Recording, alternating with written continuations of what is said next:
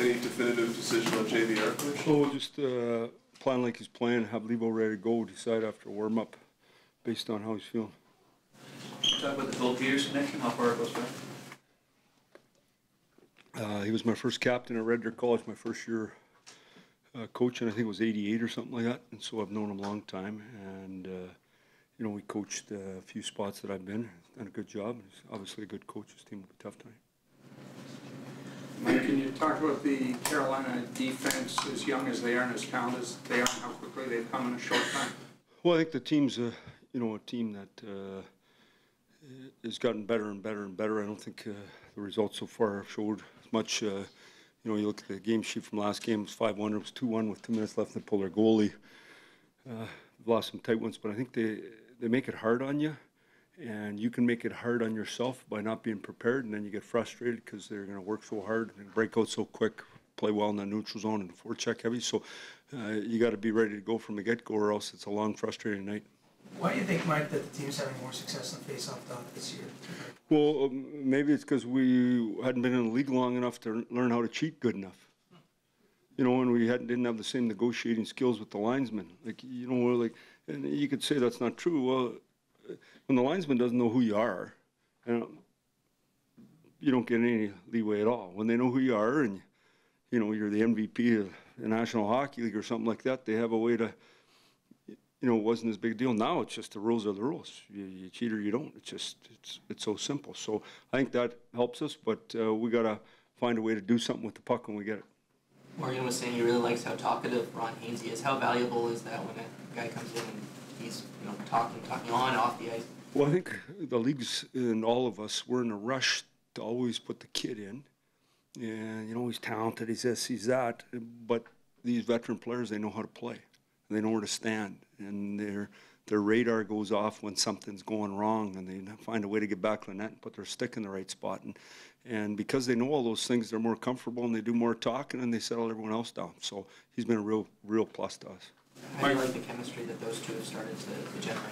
Yeah, I mean, they're good players. Haynes, I mean, just a good stick. And, you know, we don't give him any offensive time. We give him the worst spot to stand. As far as getting pucks in there, he's still got 6 assists somehow, and he plays good. So, to me, he's just been steady for us. And obviously, Riley, we know what he's capable of doing. We just need him to polish his game and keep getting better and better. And playing with a veteran seems to help.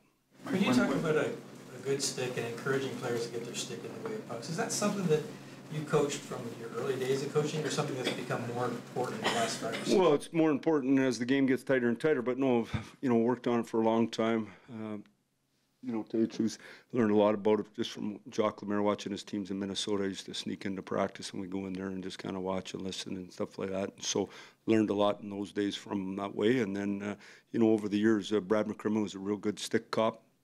Played in a long time in the National Hockey League, played with us, or coached with us in Detroit. And so there's lots of guys who coach with Quinville. He's another stick cop. They're on top of it. Mike, one of the things that Mitch said is that Dom and Matt kind of calmed him down and reassured him so he felt like himself again. What kind of value is that to have when you're... Well, I think it's real important. You know, I've said this a bunch of times. It doesn't matter who on your team it is that it ain't going as good as they want it sometimes. You're all pulling for the guy. That's just the way it is. And so you're trying to help the guy. And ideally he has a good network at home, away from the rink, so he doesn't think about hockey. Ideally he has a good network in the room with the guys, and ideally the coaches and the management are supporting them at the same time. And I think if you feel that, you have a chance to get through things quicker. But the other thing is, never, I say this all the time, it's never as good as you think, it's never as bad as you think. It's always somewhere in between. Just keep on keeping on. If you're a good player, it'll all turn good. What does it do for you guys when you have Mitch in that position and he's playing like to the level he's... Well, I mean, he's playing good, but I mean, Mitch doesn't want to play on the fourth line. We don't necessarily want him on the fourth line. We want to play him enough that he's important to the team. We thought we played him enough last game that he was important and had a huge impact on it. A couple of games prior to that, he had made the real good backdoor pass for empty net goals. He actually had 3 of them, and they didn't go in, and so you think you're snake bitten. It wasn't really. It just didn't go in. What impact have you seen Brown have on the Bozak line? Well, you know, I don't know which impacts Brownie and which impacts that suddenly we better get going here. I don't know the answer to that question. Brownie's worked real hard and he's a real good player, works hard every night. I mean, him him and Hyman are just like energizing bunnies. They come every single day. It doesn't matter what, they do the same thing. Big picture with Bozak, what are a couple of things that have stood out to you since you started coaching him or even before when you were coaching against him? Well, elite hockey sense.